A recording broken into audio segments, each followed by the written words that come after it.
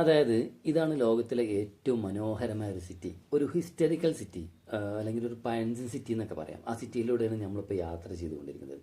അപ്പോൾ നിങ്ങൾ ഈ വീഡിയോ മുഴുവനായിട്ട് കാണുന്നതിന് മുമ്പ് നിങ്ങൾ ഫുൾ സൈസിൽ കാണണം. അപ്പോഴാണ് ശരിക്കും ഈ സിറ്റിയുടെ ഭംഗി നിങ്ങൾക്ക് ആസ്വദിക്കാൻ പറ്റുള്ളൂ. അതെൻ്റെ റിക്വസ്റ്റാണ്.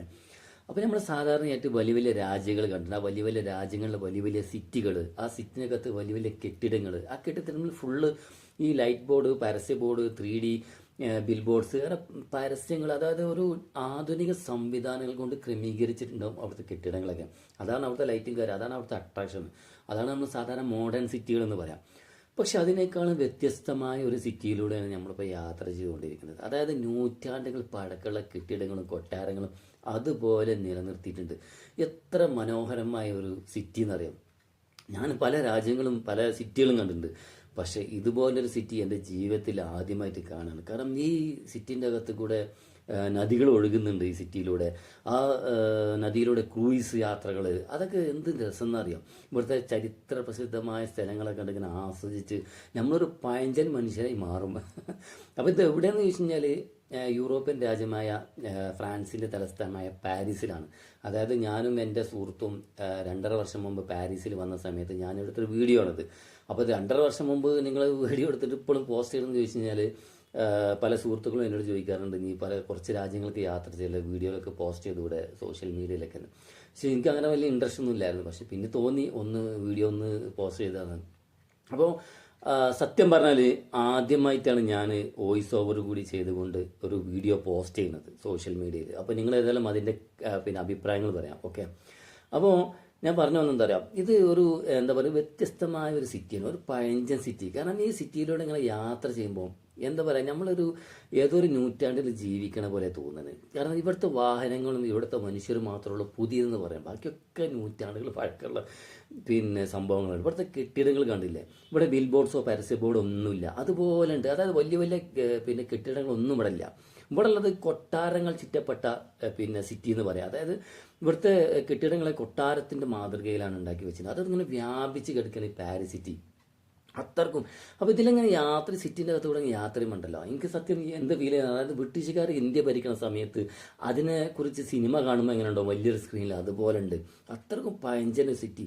എന്ത് രസം എന്ന് പറയും. ഞാൻ ഇതൊക്കെ കണ്ടതിന് ശേഷം ഞാൻ ഗൂഗിൾ വെറുതെ സെർച്ച് ചെയ്ത് നോക്കി ലോകത്തിലെ ഏറ്റവും മനോഹരമായ സിറ്റി പറയുന്നത്. അപ്പോൾ സിറ്റി ഓഫ് ലവ് എന്നാണ് ഇത് വിശേഷിപ്പിക്കുന്നത്. അതായത് ഒരു റൊമാൻറ്റിക് സിറ്റി കൂടിയാണ്. അതായത് ഇവിടുത്തെ യൂറോപ്യൻ രാജ്യങ്ങളിലെ കപ്പിൾസുകൾ, അതായത് ഹണിമൂണൊക്കെ വരുന്ന സ്ഥലമാണ്. യൂറോപ്പിൽ നിന്ന് മാത്രമല്ല പുറം രാജ്യങ്ങളിലൊക്കെ കൂടുതൽ വരുന്ന ഫോട്ടോ എടുക്കാനും വീഡിയോസ് എടുക്കാനും. അതൊരു ഹിസ്റ്ററിക്കൽ സിറ്റി, അതുകൊണ്ട് കുറേ പുറത്തും രാജ്യങ്ങൾ ടൂറിസ്റ്റുകൾ കൂടുതൽ വരുന്ന സ്ഥലം കൂടിയാണ് ഈ പാരീസ് എന്ന് പറയുന്നത്. അപ്പോൾ ഇതിൻ്റെ വേറൊരു വീഡിയോ ഉണ്ട്. ഇതിൻ്റെ ഈ ഈഫൽ ടവറിൻ്റെ മുകളിൽ കയറിയിട്ടുള്ളൊരു വീഡിയോ ഞാൻ അടുത്ത വീഡിയോയിൽ പോസ്റ്റ് ചെയ്ത് തരാം. അപ്പോൾ അതിനേക്കാൾ അത് ശരിക്കും നിങ്ങൾ പാരീസ് സിറ്റി നമുക്ക് ശരിക്കും കാണാൻ പറ്റും, ഇവിടുത്തെ നദികൾ ഒഴുകുന്നതൊക്കെ. അപ്പം അത്രക്കും മനോഹരമായ സിറ്റിയാണ്. കാരണം എനിക്ക് ഭയങ്കര ഇഷ്ടപ്പെട്ടു. അതുകൊണ്ട് ഞാൻ പ്രത്യേകിച്ച് ഇതിൽ വോയിസ് ഈ വീഡിയോ പോസ്റ്റ് ചെയ്യാൻ കാരണം തന്നെ, ഞാൻ പല സിറ്റികളും ഒക്കെ മോഡേൺ സിറ്റികളാണ്, പക്ഷേ ഇതുപോലത്തെ ഒരു പഴയ സിറ്റി ജീവിതത്തിൽ ആദ്യമായിട്ടാണ്. അപ്പോൾ നിങ്ങൾ ഈ പാരീസിലേക്ക് വരുമ്പോൾ ഇവിടെ ഒരാഴ്ച താമസിക്കുക പാരീസ് സിറ്റിയിൽ. ഇങ്ങോട്ട് ഇവിടുത്തെ കൊട്ടാരങ്ങൾ, ഈഫൽ ടവർ, ഇവിടുത്തെ സിറ്റി, ഇവിടുത്തെ ചരിത്ര പ്രസിദ്ധമായ സ്ഥലങ്ങളെ കണ്ട ശേഷം നിങ്ങൾ നേരെ അങ്ങോട്ട് പോകണം. ജപ്പാനിലെ ടോക്കിയോ അല്ലെങ്കിൽ ചൈനയിലെ ബീജിങ്, ഇനി അതും ഇല്ലെങ്കിൽ ദുബായിലെ ഷേഖ് സായിദ് റോഡിലൂടെ നിങ്ങൾ നടന്നു പോയി നോക്കി, നിങ്ങൾ 200 വർഷം മുമ്പ് മരിച്ചു പോയി നിങ്ങളുടെ ആത്മാവ് നടന്ന പോലെ ഉണ്ടാവും. അത്രക്കും മാറ്റമാണ് രണ്ട് സിറ്റികളും തമ്മിൽ. കാരണം അത്രക്കും പഴഞ്ചൻ സിറ്റി, ഭയങ്കര രസമാണ്.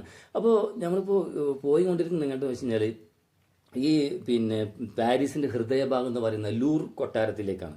അല്ല, ലൂർ മ്യൂസിയത്തെക്കുറിച്ച് നമുക്ക് എല്ലാവർക്കും അറിയാം, പത്രമാധ്യമങ്ങൾക്ക് വായിച്ചിട്ടുണ്ട്. ഇവിടുത്തെ മോഷണ കഥകളും ഇവിടെ നേരെ വിവാദമായ ഒരു മ്യൂസിയമാണ്. ഈ കൊട്ടാരത്തിന്റെ ഉള്ളിലാണ് ഈ മ്യൂസിയം സ്ഥിതി ചെയ്യുന്നത്.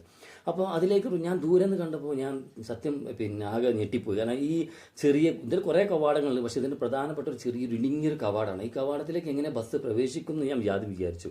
പക്ഷേ മുമ്പിലൂടെ ബസ് പോകുന്നത് കണ്ടുകൊണ്ട് എൻ്റെ സംശയം മാറി. കാരണം അത്രക്കും ഒരു ഇടുങ്ങിയ ഒരു നേർദിശയുള്ള വാഹനങ്ങൾക്ക് മാത്രമേ ഇതിൽ പ്രവേശിക്കാൻ പറ്റുള്ളൂ. അതിന് പ്രത്യേക ട്രാക്ക് കൃത്യമായിട്ട് ഫോളോ ചെയ്താൽ മാത്രമേ ഇതിൽ പുറത്ത് കിടക്കാൻ പറ്റുള്ളൂ. അത്ര മനോഹരമായിട്ട് എന്ത് രസം എന്ന് പറയാം. ഇതിലിങ്ങനെ കയറുമ്പോണ്ടല്ലോ, നമ്മൾ ബസ്സിലാണ്, നമ്മൾ നടന്നല്ലോ കേട്ടോ, എന്താ രസം എന്ന് പറയാം. അതാണ് ലൂർ കൊട്ടാരം എന്ന് പറയുന്നത്. എന്ത് രസം, ഇത് എത്ര കണ്ടാലും ഈ കൊട്ടാരത്തെ എത്ര കണ്ടാലും നമ്മൾ മടുക്കില്ല. കാരണം അത്രയും ഈ സിറ്റിക്കാർ പല ആളുകളും ഇവിടെ എക്സ്പ്ലോർ ചെയ്യുന്നത് വേറെ. പക്ഷെ എനിക്ക് ഇവിടുത്തെ സിറ്റിയാണ് ഭയങ്കര ഇഷ്ടം. കാരണം ഇവിടെയാണ് ലൂറെ മ്യൂസിയം ഉള്ളത്. അതായത് കാണിച്ചു തരാം.